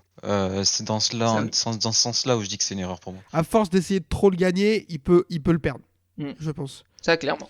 Euh, Mais ça, on changera pas Martin, à mon En fait, avis. c'est comme non, mais c'est comme ça qu'il est fort. C'est comme ça qu'il est très fort. Ouais. C'est en faisant des gros gambles, en débranchant son cerveau complètement, en mourant avec ses idées comme à Phillip Island l'année dernière. C'est comme ça qu'il est archi fort, Jorge Martin. C'est en montrant ses couilles quand il gagne une course sprint. N'empêche, non mais en vrai, il faut qu'il ait cet état d'esprit, il faut qu'il soit comme ça pour gagner des courses, sinon il y arrive pas. Il peut pas gagner des courses et être aussi rapide que Bagnaia en étant dans le même état d'esprit que Bagnaia, très calme, etc. Donc ouais, je suis d'accord avec toi là-dessus, Alex. Sur la suite de la course, du coup, bah, vous vous en doutez, les deux qui étaient devant vont pas du tout être rattrapés. Ils vont nous offrir un spectacle dans le dernier tour. Jorge Martin mène la course et Bastianini ne l'attaque pas du tout. Jusqu'au dernier tour où Bastianini tente une attaque dont on va parler dans le virage 4 et va remporter la course parce que forcément Jorge Martin écarte et il peut pas se défendre entre guillemets. Donc on va être sur une victoire d'Enea Bastianini devant Jorge Martin et Marc Marquez qui a un podium lui tombe sur la gueule. Sur un malentendu, lui il était très content. On lui donne, il prend. Messieurs, sur l'accrochage, je sais même pas si c'est un accrochage. Est-ce qu'il se touche? Je suis pas sûr qu'il se touche. Je crois qu'il se touche. Au moins les carénages. Ça tape pas en T2. Attends, je veux dire, il y a pas. En fait, si tu veux, moi, alors je vais vous donner mon avis. Déjà, ceux qui disent ouais, s'il y a pas Martin, Bastianini tombe pas. Pour moi, c'est pas vrai. Parce qu'il va pas s'appuyer dessus. Il va pas vraiment lui faire un. Je sais pas, on a vu beaucoup l'image de Rossi Gilberto à Jerez, de Marquez Lorenzo à Jerez, etc. Il va pas s'appuyer sur Jorge Martin pour passer. Donc même si Jorge Martin n'est pas là, son freinage à Bastianini il est raté, il écarte mais il tombe pas. Il va pas à l'autre bout du truc. Je suis content qu'ils aient pas mis de pénalité. Moi, le seul problème que ça me pose, c'est sur la constance. Parce que je pense que la même chose qu'il y a 3-4 courses, ils ont mis une pénalité peut-être parce qu'ils étaient levés d'un autre pied les commissaires. Je sais pas si c'est des commissaires qui donnent les pénalités d'ailleurs, j'en sais rien. Freddy Spencer. Et là, pour moi, l'acte en lui-même, il est très très très très très, très limite. Parce que c'est ce on s'est dit pas mal en off et ce que tout le monde a dit. Le problème, c'est que Bastianini tourne pas. Si Bastianini tourne, tient sa corde, il y a rien à dire. Il n'y a rien, il est en contrôle, il est sur sa trace, il n'y a pas de problème. Là, effectivement, Bastianini, il écarte, il est un peu en perdition, même si on a vu pire. Donc, je trouve ça bien qu'ils aient pas pénalisé, qu'ils laissent ce genre de truc. Le problème, c'est que c'est un peu la porte ouverte à toutes les fenêtres. Gino Boursoy et Jorge Martin derrière, t'es là, oui, bah c'est bien, maintenant on sait qu'on peut dépasser comme ça. Frère, t'as déjà fait, il dit exactement la même chose quand Bagnaia t'a chié dessus à ses pangles l'année dernière. T'es là, ah bah d'accord, maintenant je sais qu'on peut dépasser comme ça, on peut se mettre des coups de carénage, t'en as pas mis. Donc arrête un peu, tu vois. On sait qu'il est capable d'en faire. Par contre, j'ai réfléchi à un truc et peut-être qu'Alex, tu vas m'aider là-dessus parce que toi qui es fan de Jorge Martin. C'est pas vrai. C'est vrai qu'il y a beaucoup de gens qui étaient là, oui, Jorge Martin, c'est pas le dernier pour faire ça et tout. C'était quand la dernière fois que Jorge Martin a fait ça? Eh ben, je me suis posé la même question Moi, je me rappelle pas. et j'ai pas trouvé. Ah, moi non plus. Et Alors, il a quand même fait tomber Bastianini au Mugello. bah, pas cette année. ça va. Pas cette année. Bah, Ah si, si, ouais, cette année. Ouais, cette année en sprint, si, c'est vrai. Ah, en C'est vrai, sprint. c'est vrai. Ah oui, oui. Non, mais c'est vrai, celle-ci, je l'avais oubliée. Je l'avais oublié. Ouais, ok. Mais je trouve que c'est pas un pilote Mais- sale. Je trouve qu'on peut plus dire de lui que c'est un pilote sale. Il y a Spielberg l'année dernière, il se rate au freinage au premier virage. Bastianini, il a fait la même à Catalunya, ça va. Enfin, ça arrive à plein de gens bien, tu vois. Donc je pense qu'on peut pas dire que c'est un pilote sale, l'ami Jorge Martin. Donc, ouais, je suis un peu le de chaise là-dessus. Je suis content qu'ils aient pas pénalisé. Le problème, c'est que c'est vraiment tendancieux. Pour moi, il n'y avait pas de mauvaise décision, pénal ou pas pénal. Les deux s'acceptaient. Marquez qui dit en conférence de presse, for me, is the drop one position. Gros ta gueule, vraiment ta gueule. Alors après, Après, il est bien parlé, Non, mais- même passé pour parler. non mais ouais, ça, ils lui ont demandé, donc il répond. Mais frère, après j'ai l'impression que Bastianini se retourne, il hésite. J'ai l'impression. Juste après, il hésite. Est-ce qu'il attend? Est-ce qu'il lui rend la position, etc. Franchement, si Bastianini il attend, il lui rend la position et qu'il graille au virage d'après, c'est magnifique. Tu vois, il n'y aurait rien dû à dire, quoi. Bref, voilà, c'était mon avis sur la situation. Et vous le savez, les débats interminables sur des accrochages comme ça, c'est vraiment mon truc préféré. Je peux me faire ça toute la nuit. Léo, qu'est-ce que toi t'as pensé de cet accrochage? Est-ce que pour toi c'était pena ou pas? On a beaucoup déjà débattu ensemble. Notre avis était pas totalement le même, mais tant mieux, comme ça on va pouvoir débattre. Pour moi, il y avait pena, plutôt dans le sens de garder de la cohérence, comme tu disais, avec les autres courses. Et puis moi, ce qui me gêne le plus dans tout ça, c'est que Bastianini ne tourne jamais et qu'il sorte même du circuit, c'est-à-dire qu'il reste pas De peu, hein. tout le temps. De peu, mais tu vois, ne serait-ce que faire l'effort de garder un minimum, pas la corde, mais de rester sur la trajectoire au mieux possible, ça aurait peut-être moins fait dégueulasse que là où tu le vois passer au-dessus du vibreur pour venir sur la piste. Là, ça se voyait clairement que il a pas tourné le mec. Donc dans ce cas-là, moi j'aurais plus penché sur une pénalité. Maintenant, je suis plutôt content qu'il l'ait pas mise, dans le sens où les pénalités après course, on souffle. C'est vraiment chiant de voir le mec qui arrive dans le parc fermé et tu vois le petit bandeau en bas, Bastianini drop Demoted one one position. position. Ouais. Ouais, ça c'est vraiment nul. Ou alors encore pire, ça aurait pu être ils font le comment ça s'appelle?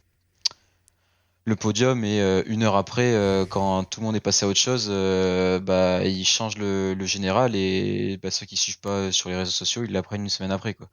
Donc pour ça, je suis ok sur le fait de pas mettre de pénalité, mais pour moi, l'action en mérite quand même une. Alex, je t'écoute. Toi qui vas vouloir couper la tête de Bastianini, bien entendu. Non, mais déjà, je viens de re-regarder l'accident au Mugello pour être sûr de ce que j'allais dire, et je m'en souvenais bien. C'est que au Mugello, Bastianini arrive de très loin, double Martin à l'intérieur, Martin le recroise, et en le Ça recroisant, touche. ils ont pas la bonne trajectoire. Enfin, lui ou l'autre, enfin, plus lui, mais du coup, n'a pas la bonne trajectoire en le recroisant, se touche et envoie Bastianini dans le truc. Quelque part, Martin ne fait pas exprès au Mugello, dans le sens où il est doublé, il recroise, et en recroisant, ça touche, on l'a vu plein de fois, on l'a vu à Portimao cette année aussi. Euh, Là, c'est volontaire de la part de Bastianini de freiner 10 mètres plus tard et d'emmener Martin jusqu'à Tavoulia, je pense.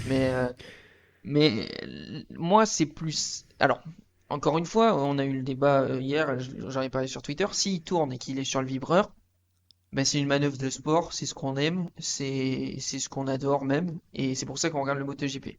Là, il tourne derrière le vibreur. Martin, il faut pas oublier pour moi que c'est aussi un concurrent pour le titre. C'est-à-dire que demain, le titre, il se joue pour 5 points. Je suis pramac, on pourra toujours me dire ouais, mais Martin a fait des erreurs, tout ça, les erreurs ça arrive. Là, s'il y a une erreur, elle vient pas de Martin, elle vient de la direction de course. Et après, l'argument, c'est pas contre toi Léo, mais tu viens de le dire, mais je l'ai vu partout sur Twitter aussi, l'argument de ouais, il faut pas gâcher la fête, ouais, faut pas la prendre une heure après parce que les fans ils comprennent pas. Les fans qui comprennent pas les décisions, moi ça m'intéresse pas. Moi ce qui m'intéresse c'est que sur le plan sportif, la décision elle soit juste. Et aujourd'hui elle l'est pas. Et si les passionnés qui sont un peu âgés, qui ont plus les réseaux sociaux, ils découvrent dans une semaine à Mandalika que Martin, finalement il a gagné la course de Misano, je pense que eux, ça leur change rien à leur dimanche. Alors que Martin, par contre, lui, il vient de perdre 5 points et il vient surtout de pas en prendre 5 de plus à Bagnaia. Et si à la fin il n'est pas champion du monde, il va venir nous parler de ce dimanche. Donc ce côté, ouais, il faut pas. À Spa en Formule 1, on a appris que George Russell, il avait pas été, il a pas gagné le Grand Prix parce que il avait des pressions de pneus pas bonnes 2 heures après. Le poids. Ouais, non, oui, c'était le poids cette fois-ci. Non, la pression de pneus, c'est en MotoGP. Mais... Heureusement que ça touche pas toujours. C'était le poids, effectivement. Et ça a embêté personne, sauf que personne se souvient que Lewis Hamilton a gagné ce Grand Prix. Mais au final, quelque part, je vais pas dire qu'on c'est anecdotique, parce qu'en soi, ça fait une victoire de plus pour Hamilton, certes, mais aucun des deux joue le titre. Sauf que là, on parle de... alors, on peut inclure Enea Bastianini pour le titre, mais objectivement, ce sera pas lui qui sera champion du monde. Mais non, tu peux pas me faire ces gros yeux. Kevin, c'est pas possible que tu puisses me dire qu'Ilia Je sais Bastianini pas, va moi. être champion Moi, du je sais monde pas. dans ce scénario-là. Mais oui, tu peux, mais moi je te dis. Mais non, pour moi, il y a une erreur. Euh, il faut. Elle sera anecdotique cette erreur si Martin est champion du monde ou si Bagnaia l'est avec 40 points d'avance et que Martin tombe 2 fois après. Si ça se joue à rien, je suis Martin. Je crois que je passe un hiver qui est difficile, hein. Et je pense que je revois cette situation. Après, je pense aussi, et ça j'en ai parlé aussi, c'est que le bras d'honneur de Martin sur la ligne Petite amende. d'arrivée Petite amende. n'arrange pas son. Oui, mais n'arrange pas son cas dans le sens où on n'a pas envie d'aller en sa faveur. Parce que c'est inadmissible de faire ça en prime time. Enfin, ça se comprend et tout, mais c'est inadmissible de faire ça sur une ligne d'arrivée avec des milliers de personnes ou même des millions qui vont vous voir. Et c'est pas le premier, certes, mais moi, c'est pas le genre de comportement que j'apprécie, entre guillemets. En plus, je te donne la parole juste après, Léo. Moi, je comprends pas. Alors, il y a eu des fois des pilotes qui se sont bagarrés et tout. Et récemment, j'étais en mode il faut pas le faire et tout. Frère, il fait le tendu juste après le dépassement de Bastianini. Déjà, frère, là, t'as perdu du temps parce que peut-être que t'aurais perdu moins de temps. Je dis pas qu'il aurait pu le repasser, il restait qu'un tour. Mais frère, tu passes ton temps à le mettre les bras en l'air. Déjà, voilà. Bon, bref. Ensuite, il fait un bras d'honneur en passant la ligne de départ. Là, tu te dis, bah, c'est bon. Et après, il s'arrête à côté de Bastianini, il lui dit rien. Mais frère, Ouais. agrippe-le, Il tu vois, le fais check en quelque plus. chose, tu vois. Enfin, je sais pas. Va au bout de tes convictions. À un moment donné, t'as montré tes couilles plein de fois. Ben là, c'est le moment. Enfin, tu vois. Non, mais en 2 virages, il a rebranché le cerveau. Non, mais- Ici, oula, je fais une connerie là. Attends, je vais lui dire bravo, comme ça peut-être que la direction de course, ils vont voir l'image. Après, il lui fait un truc- Exactement. Mais moi il aussi, lui ça. fait un truc en mode ouais, frère, te fais chier et tout. Après, il se serre la main. Après, Ouais. il fait un peu le tendu en conf. Il dit ouais, je suis pas d'accord avec le résultat et tout. Mais il lui dit, mais frère, agrippe-le là. Je sais pas. Enfin, on veut voir des trucs, nous. Tu vois, j'en sais rien. Bon, bref. Vas-y, Léo. Moi, je suis d'accord avec Alexandre sur le sportif doit rester primordial et doit primer sur le spectacle. Ce qui me gêne le plus, c'est si Pecco tombe pas. Bah, imaginons il était à 1 seconde 5, 2 secondes des deux devant. Bah, ce week-end, il passe et il va gagner la course parce que Bastianini a fait Alors. ce dépassement de malade, quoi. Et là, J'aurais au adoré. championnat, ça relance tout. Ah, j'aurais adoré. Voilà, Ouais, mais je serais délecté de ça, moi. Si Pecco, comme tu dis dans cette situation, Bagnaia gagne les courses devant Pecco et Martin.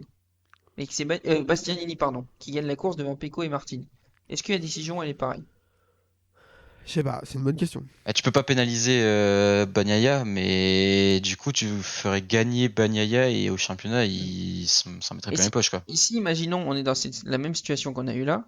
Marquez est juste derrière. Marquez va gagner la course devant Bastianini et Martin. Ah bah là, Est-ce je suis que heureux. Bastianini finit? Non, mais. Alors, c'est pas ça la question. Mais...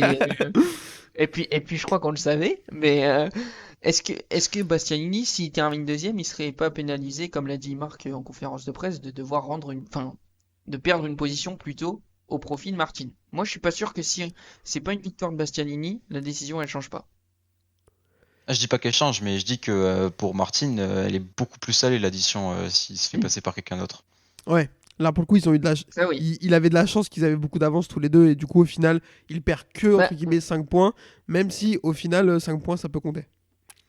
Ouais, mais elle est pas plus salée dans le sens où, par exemple, si Martin finit troisième derrière Marquez et Bastianini et que Bastianini perd sa position, il marque quand même ses 20 points, Mhm. en fait. C'est juste en termes sportifs, oui, il sera salé parce que il en marque pas 25 à cause de cet accrochage, mais moi, c'est plus dans la réflexion de la direction de course de est-ce que si c'est pas Bastianini vainqueur mais quelqu'un d'autre, on pénalise Bastianini? Bon, après, je pense qu'il n'y avait pas beaucoup de supporters, mais Marquez qui va gagner dans le dernier virage, Ouais. tu pénalises Bastianini et tu fais monter Martin deuxième, je pense que les pauvres 80 000 personnes qui étaient là-bas, ils faisaient tous un arrêt cardiaque, là. J'espère que. Ça se passe dans le peloton. Moi, je vais faire tous les cas de figure ce soir. Je veux que ça me faire, donc. J'espère que la direction, Non, mais- j'espère que la direction de course réfléchit pas comme ça. Je vais pas te mentir, qu'ils se demandent, Bah ils se ouais, demandent moi pas de aussi. qui c'est qui est là, est-ce que machin et tout. Juste, Mm. il y a une action. Déjà, ils jugent beaucoup trop les conséquences plutôt que les actions, et ça fait 3 ans qu'on le dit, ça Mm. casse les couilles.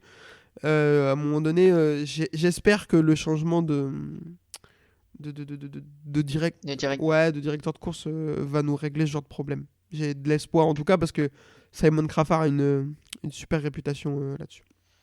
Puis il y en a beaucoup qui disaient aussi, faut prendre le passif en compte. Enfin, Non. faut connaître le passif de Martin et tout, alors que que dalle. Enfin, il y en a plein des pilotes. Si tu prends leur passif, ils sont plus sur la moto aujourd'hui. Ouais, bah ouais, non, Marquez mais le premier. j'allais Hein. dire, bah, tu prends le passif de Marquez, Oh. enfin, il est Rossi, il a jamais sa carrière. hein. toujours en tort. Marquez, il y a 10 saisons de pénalité, je crois, avec tous les grands prix qu'il Il aura a un long accumulés. lap toutes les courses, frère. Du coup, Marc Marquez, 3ème, on l'a dit, il a un podium qui lui tombe dessus. Tant mieux pour lui. On va revenir sur son cas au championnat tout à l'heure. Il a fait un week-end discret, mais il a pris des points. Donc rien à dire. Marco Bezzecchi, 4ème. Ça fait plaisir, entre guillemets, Wow. pour lui. Non, ça fait plaisir à personne. Bon, ok. Ah si, ça fait plaisir à quelqu'un. Mais, C'est pas moi. hein. mais Mais en tout cas, ce qu'on peut dire, c'est que bon, il revient un peu dans la entre guillemets sur des bonnes places, mais à Misano, c'est un peu un feu de paille à mon avis comme Vietti. Enfin, c'est pas à mon avis, ça démontre pas le reste de sa saison. Je pense que sa saison elle est cata, et elle va rester cata. Et je regarde le classement au championnat, à mon avis, il est toujours derrière DJ Antonio. Il a encore 13 points de retard, alors que DJ est nulle part depuis 3 courses à cause de sa blessure. Donc et sa signature. non, c'est la blessure, frère. Ah, je rigole. On a fait la blague assez sur Didja, là, c'est pas la raison. Je pense. Mais Morbidelli P5, un peu décevant par rapport à son week-end à son week-end dernier, parce que là, à Misano 1, il était très bien. Donc je m'attendais à le voir mieux que ça. Et en plus, sans l'erreur de calculette du responsable de chez Yamaha du carburant, il finit 6ème. On va en reparler, t'inquiète.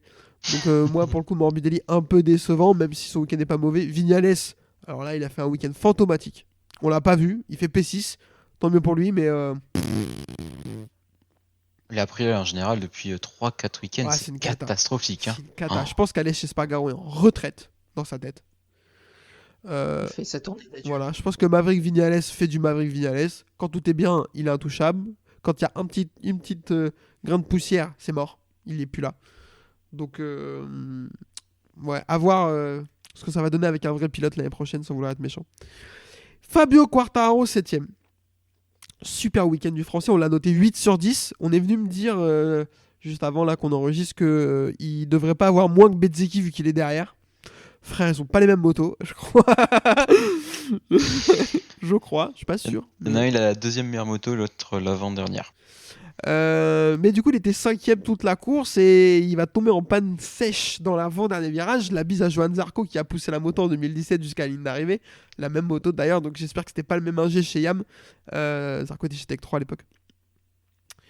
Donc malheureusement, il va finir 7ème. Mais on est d'accord que c'est une énorme embellie dans la saison de Quartararo et de Yamaha. Est-ce que Léo, tu me dis si je me trompe, c'est le meilleur week-end de Quartararo de la saison? Bah, à égalité du coup avec son week-end dernier, mais je pense dans le pilotage oui, parce qu'aujourd'hui t'avais une P5 à la régulière. C'est pas tout le monde est tombé dedans comme à Rerez et il allait chercher la P3 en sprint. Là c'est vraiment il va chercher tout seul la P5. Après maintenant j'espère que c'était pas qu'un effet Misano parce que Dovi a testé la moto, parce qu'ils ont pu avoir des réglages peaufinés par rapport aux autres. J'espère que ça va s'inscrire dans la continuité. Alex, un petit mot sur Quartararo. Ouais, j'ai aussi peur de cet effet Misano qui a touché dans le bon sens du terme plusieurs pilotes. Donc après oui, c'est forcément l'un des meilleurs week-ends de l'année pour lui. Et c'est tellement un meilleur week-end, son meilleur week-end de l'année ou presque, qu'on est déçu parce qu'il fasse P7 à cause d'une erreur qui vient pas de lui, quoi. Donc c'est horrible comme situation en fait de se dire que dans toute l'année, s'il finit 7ème avec la Yamaha, on est là, on peut aussi lui mettre 8 sur 10 parce qu'il aura fait un très bon week-end en finissant 7ème avec cette Yamaha. Et que là, il finit 7ème et je pense que quand il rentre au box, il a juste envie d'aller voir l'ingénieur et lui dire ses 4 vérités. Donc c'est vraiment triste pour lui parce que une 7ème place, selon les faits de course, c'est un peu... Ça peut se savoir, un top 5 c'est quand même un résultat qui est vraiment significatif statistiquement parlant. Et donc pour nous, dans nos cœurs, il aura fait 5ème à ce course à Dans Misano. mon livre, il est 5ème. Ah, moi aussi. Mais non, c'est vraiment un super week-end. En practice vendredi, il sort le 5ème temps. Il fait un très très beau tour. Et il va chercher la Q2 large parce que c'est vrai que les fois où on l'a vu passer en Q2, c'était toujours 10e, 9e, 8e et ça se jouait à pas grand-chose. Là, il était large et ça fait plaisir. En sprint, on le voit se battre avec Bezzecchi aussi à la régulière. Je crois qu'il finit 7 en sprint, si je dis pas de bêtises. Je crois que c'est ça, oui. Et juste derrière Bezzecchi, après s'être échangé les positions plusieurs fois, donc c'est aussi un signe de progression. Pareil en Grand Prix, il est bien, il est pas loin du groupe. Après, bien sûr, il profite de la chute de Bagnaia pour gagner une position, mais c'est la course. Il a vraiment fait un très bon week-end. Frustrant lui aussi, à l'image de son copain Arbolino, malheureusement, dans d'autres circonstances évidemment.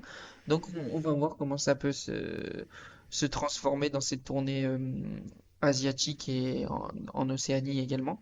Mais si ça se confirme, on retrouve je sais pas si c'est du bon Yamaha, mais au moins du Quartararo performant, et ça fait plaisir.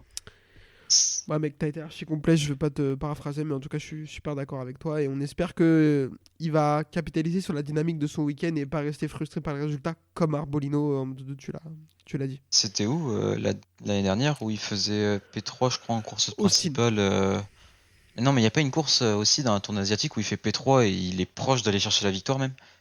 Thaïlande Non. C'est pas. J'ai pas envie de dire de la merde. Ah, je me rappelle pas. Indonésie, il fait 3. Ok. Ouais, c'est ça. Je crois Mandalika, du coup, qu'Indonésie, donc c'est le week-end 3. prochain. Ouais, il me semble. Et Inde, il n'y avait pas Inde l'année. Il y C'est avait pas Inde, l'Inde, c'est pas l'Inde, le circuit qui Ah, vient où- d'être introduit New ou je sais York pas et quoi. Martin est dead là. Non, Quartararo. Ouais, je crois, il Mais, était ah, premier, mais il attendez, j'ai les catalyse, trucs. un truc comme ça. Il fait les deux. Il fait Inde et Indonésie, il fait podium l'année dernière. Ah 3 ouais. et 3. Incroyable. Et avec top 6 en sprint et top 5 en Et sprint. moi, c'est vraiment, je crois, que Indonésie. c'est l'Inde vraiment où il fait top 3, mais il est vraiment proche de la victoire dans le dernier tour, quoi. Ouais. Bon, on espère que du coup il va Ouais, garder il cette. finit à, il finit à 8 secondes de Bezzecchi l'année dernière. Ouais, alors, Bezzecchi bah alors était c'est intouchable, bah alors c'est Mandalika. Mandalika où il est vraiment bon. Attendez, je vous sors ça de suite. Incroyable. Restez. Tac. Ouais, il finit à 4 dixièmes. Ouais, c'est ça, tu vois, il est Et proche de la victoire. derrière Bagnaia et Vignales qui a 3 dixièmes. Je me souviens Ouais. pas du tout. C'est vraiment Ah incroyable. si, c'est une super course. Mais t'étais pas levé, je suis sûr. Moi j'étais debout. sûr. J'étais debout pour la victoire de Zarco. Le reste, je m'en Ouais. bats les couilles. Voilà. Tu t'es recouché. Ah mais non, Zarco c'était la semaine d'après. Donc, tu t'es levé une semaine après. La suite, Alex Espargaro 8ème, transparent tout le week-end comme son coéquipier. Alex Marquez 9ème, Miguel Oliveira 10ème. Et le dernier sujet que je vais aborder, les Honda. Johan Mir 11ème, Luca Marini 12ème. Johan Zarco 15ème qui aurait été bien mieux sans une erreur. Malheureusement, à mi-course, il jouait le top 11-12 avec ses potes de chez Repsol. Nakagami, un peu plus dur pour lui 17ème. Les gars, dernière question de ce podcast. Est-ce que Honda, il y a du mieux? Est-ce qu'on peut avoir de l'espoir pour Honda, Alex?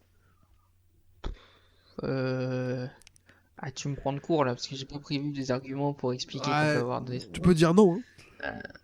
Bah, je vais dire non alors. Non, mais parce que je pense que Zarco, s'il fait pas son erreur, il est 11 avant que Pecco chute, donc il peut faire top 10. Donc c'est un excellent résultat même pour la Honda, mais Zarco il surperforme avec cette Honda. Mais quand tu surperformes et que tu fais rien qu'une petite erreur, tu te retrouves direct 15e et tu peux plus te battre avec personne. Donc j'ai du mal à voir j'ai du mal déjà à trouver les arguments, mais j'ai du mal à voir l'embellie de Honda. Là, ils arrivent dans une tournée qui est aussi capitale pour leur image, que ce soit au Japon, évidemment, mais même dans l'Asie où c'est un marché aussi important pour eux. Mais non, j'ai du mal à voir de l'embellie. Je me dis que peut-être l'année prochaine, l'arrivée de Somkiat Chantra, ça va donner un nouvel élan à LCR. Ouais, Vraiment, personne ne te croit. Je vais te demander. ouais, J'espère vous m'avez dit chercher que quand tu l'espoir. passes des disquettes, t'es meilleur que ça, frère. Parce que là. Vous m'avez dit. Ah, mais normalement, je les prépare, mais là, j'ai pas eu le temps, donc je me raccroche à ce que je trouve. Ah, j'ai pas trouvé que Somkiat Chantra, hein, donc. Non, mais objectivement, il y a que lui, et c'est pas recevable pour vous comme argument, mais factuellement, il y a que lui qui peut insuffler un souffle nouveau. C'est vrai. Parce que je vois pas Non, c'est vrai. comment Mir et Marini cet hiver vont trouver un déclic qui va faire que la Honda elle va progresser. ils ont pas réussi. Marini, l'adaptation, on peut pas lui en vouloir, mais elle se passe pas bien. Zarco, lui, c'est le meilleur des pilotes Honda, certes. Il est repassé devant Nakagami au championnat. Ouais. Et je pense qu'avec une saison de plus, ça va encore un peu progresser. Mais c'est tellement loin de Yamaha qui va en plus retrouver deux motos supplémentaires. Et c'est tellement loin des autres constructeurs que j'ai même pas envie d'en parler. Que, à part le miracle Chantra, j'ai rien d'autre à vous proposer. Moi, je vais te donner la parole, Léo, mais pour moi, je vois une autre embellie. T'as parlé de Chantra, mais pour moi, c'est la deuxième chose qui peut mieux leur arriver, parce qu'il y a un autre truc qui va leur arriver l'année prochaine et qui, je pense, va leur changer la donne, et il s'appelle Aleix Espargaro. Pour le coup. Ah, j'ai oublié Aleix. Ouais. C'est Chantra qui est venu avant Aleix, c'est pas possible. Léo, qu'est-ce que t'as pensé du week-end de Honda?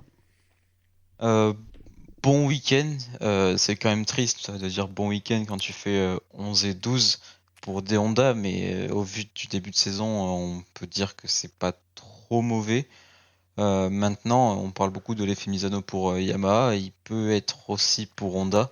Donc je pense que le week-end prochain, ça va être intéressant de regarder. Non, en vrai, ce sera pas intéressant de les regarder, mais on pourra en parler à ce moment-là. On verra pas l'image de toute façon. Voilà. C'est dur. C'est vrai, surtout c'est ça qui est dur. Après, je trouve tant mieux que Marini il fasse 12 et qu'il prenne 4 points parce que le circuit, ok, Morbidelli, Pecco, ils le connaissent tous par cœur, mais lui aussi, il va s'entraîner là-bas. Donc, le premier week-end, il était catastrophique de sa part. Heureusement que là, le deuxième, il se réveille, entre guillemets. Après, je crois qu'il a eu des problèmes lors du premier week-end. Ou des problèmes de lenteur, sans doute. Raoul Fernandez va terminer donc 13ème, Dijak 14 avec sa blessure trop compliquée, Zarco donc 15, Miller 16, dans le dernier tour il va le passer, hein, Jack Miller. Nakagami 17, Augusto Fernandez 18, Brad Binder 19 après sa chute, et vont ne pas terminer Francisco Banana et Pedro Acosta qui est tombé de nouveau. Ah oui, c'est. On va pas parler, on en reparlera un petit peu plus longuement. J'avais oublié. Mais ouais, malheureusement c'est pas mal ce qu'il fait, il revient un petit peu mais il tombe beaucoup. Alors, par contre, Yamaha qui récupère Miller, qui était nulle part ce week-end, et Augusto Fernandez en pilote test, ça fait pareil par contre. Ah ça pour le coup, Ouais, aller chez Spargaro me fait plus rêver. Hein. Et ça, oh putain, Ouais. ça m'a On fait l'a mal à refait, la du- gorge là. Ah. Bon, on l'a refait. Du coup, je vous disais, le Saragunda s'appelle aller chez Trop tard, Spargaro. trop tard. Dernière question, messieurs. Il y a donc, on a dit Francisco Bagnaia est à 24 points de Jorge Martin. Bastianini est à 59 et Marquez à 60 points. Il reste 6 courses, 6 x 37, 6 x 4, 24. Il reste en gros 210 points à aller chercher, 215 points. Messieurs, est-ce que c'est encore possible pour Bastianini et Marquez ou vraiment ça joue contre Martin et Bagnaia, Léo? Pour moi, j'en ai parlé avec quelqu'un sur Twitter, pour moi, des 4, Bagnaia sur la tournée asiatique, c'est le moins bon. Dans le sens où Martin, il y a quand même beaucoup de circuits où il est bon. Bastianini, c'est là où il a gagné l'année dernière quand il avait eu une saison compliquée. Et Marquez, c'est Marquez, même s'il a une moto moins puissante que les 3 autres. Donc pour moi, sur ces circuits-là, Bagnaia, c'est le moins bon des 4. En revanche, si Smith Flex, c'est peut-être celui qui arrivera à être le plus régulier des 4. Donc ça risque d'être intéressant. Maintenant, ça va pas être facile pour Bastianini et Marquez qui vont devoir vraiment cravacher pour les rattraper. Mais qui sait, un accrochage entre les deux, hein, ça peut aller très vite. Et derrière, Ça 25 arrivera. et 20. Avant la fin de la saison, il y a un, Ah oui, c'est il y a un sûr. accrochage entre Bagnaia et Martin. C'est certain. Et J'en rêve. s'il vous plaît, le plus tôt possible. Histoire que... Ah là là, on se délecte de tout ce drama. Moi, je vis pour ça, de toute façon. Ah ouais, Et mais Marquez qui gagne derrière. Et qui se rapproche du championnat pour mettre un peu la pression. mec, les deux qui s'accrochent et qui chutent. Derrière, Bastianini, Marquez 1 et 2 dans l'ordre que vous voulez. Et là, dégustez. Ça va être beau. Les deux reviennent à moins de 40. Ah, ça y est, je suis hypé. Alex, même question. Est-ce que c'est trop loin pour toi, Marquez et Bestia, ou ça peut encore le faire? Ouais, je vais dire comme Alonso tout à l'heure en Moto 3. Je pense que Mandalika va être un tournant parce que s'ils sont toujours à 50 points ou 60 points après l'Indonésie, je vois mal comment ça revient. Mais en même temps, ça va tellement vite cette saison. Il se passe tellement de choses complètement impossibles que finalement on a presque envie d'y croire, alors que si on nous pose cette question dans plein de saisons différentes de MotoGP avec ces écarts de points, on dirait non, ça va être une lutte entre Bagnaia et Martin, mais là on a une saison qui est folle, donc pourquoi pas. Et puis c'est Marc Marquez aussi, alors je veux pas discréditer Bastianini, mais Marc Marquez c'est Marc Marquez. Et puis j'ai quand même fait un petit compliment à Bastianini, si on va dire que je l'oublie, il est quand même déjà devant Marquez au championnat, ça c'est sûr, il est dans une bonne forme, il montre qu'il a pas peur d'envoyer Martin Alors, s'il y en a dans un les qui a pas peur, freinages, s'il y en a un qui a pas peur, il Voilà. est tout en haut. Ça, c'est sûr. Lui, s'en bat la Donc, race. ouais, donc je pense que si c'était Bagnaia, Pareil. il aurait pu aussi le faire, donc pourquoi pas Bastianini. Après, j'ai fait mon Léo, parce que ça m'étonnait ce qu'il me disait, Léo, j'ai sorti des petits points statistiques, je suis désolé de prendre ta place, Léo. L'année dernière, Bagnaia, c'est quand même podium au Japon, victoire en Indonésie, podium en Australie, podium en Thaïlande, podium en Malaisie. Sa faiblesse sur la tournée asiatique, Ouais, mais y a au pas- final, Bastianini, il est pas loin alors qu'il était vraiment nulle Non. part toute la saison. Et comment il s'appelle, Martin, il a acheté beaucoup en tournée alors qu'il dominait les courses. Martin était. Ouais, mais je veux dire Martin que était il mieux en faut- tournée asiatique l'année dernière. Ah, mais clairement. je veux dire qu'il lui faut quand même marquer s'il marque des gros points de podium, les autres reviendront pas derrière. Alors ça le fera pas gagner peut-être le championnat contre Martin, mais en tout cas ça permettra pas à Bastianini et Marquez, comptablement parlant, de revenir. Non, mais je dis pas qu'il est nul, je dis juste que pour moi, des Si, tu l'as 4 dit. sur la tournée, c'est le moins bon. Tu l'as dit. Ce qui veut dire donc qu'entre les 4 c'est le plus nul. Moi, j'ai compris. Ouais, moi, j'ai compris ça. Il est meilleur que Marini. Ouais, Je me dédouane. J'espère. Merci Ah, et beaucoup. meilleur que Contra aussi. Les gars, je pense qu'on a fait le tour parce qu'il y avait pas mal de choses à dire sur Misano et je pense qu'on a parlé de tout ce qu'on avait abordé et surtout ça va enchaîner direct avec le triple header. On enchaîne avec Mandalika dès ce week-end avec des Ah oui. horaires, je sais plus, mais je crois, Ah, ça va, je crois, ça je crois que ça va, ouais, enfin pour le Moto 3. par Enfin, contre, t'as la Moto 3 va à 5h du matin. Ouais, bah, Oui, mais bon, le ça, Moto 3 c'est à 2h quand c'est à Philippe ce Island. sera un donc, bon petit replay, la Moto 3. Je vous rappelle, pour nous suivre, vous êtes habitués Twitter et le groupe Facebook de Anarchie du MotoGP. Et pour nous suivre, pour nous écouter, YouTube, Spotify, Deezer, Apple Podcast et tout ce qui existe normalement, on doit traîner quelque part. N'hésitez pas à vous abonner, à recevoir des notifications quand il y a de nouveaux épisodes si vous aimez bien. Allez mettre 5 étoiles, ça fait kiffer. Et ça nous aide pour le référencement. Tous les podcasts disent ça, donc je sais pas pourquoi je ne dirais pas moi non plus. Les gars, merci beaucoup. Et Alex, bon voyage. Ce Merci. week-end, est-ce que tu vas sur le vrai circuit italien? Ouais, j'ai retour, j'ai de la chance. C'est vrai, je vais Léo, le vrai circuit italien. Léo, nous on reste chez nous, mais je te souhaite un bon week-end. Ouais, rien de prévu comme d'habitude. On est là. Moi, je me lèverai à 5h pour regarder Rueda gagner. Allez, personne n'y croit. Merci beaucoup les gars et à la prochaine. La bise. Congratulations! Ah, incroyable.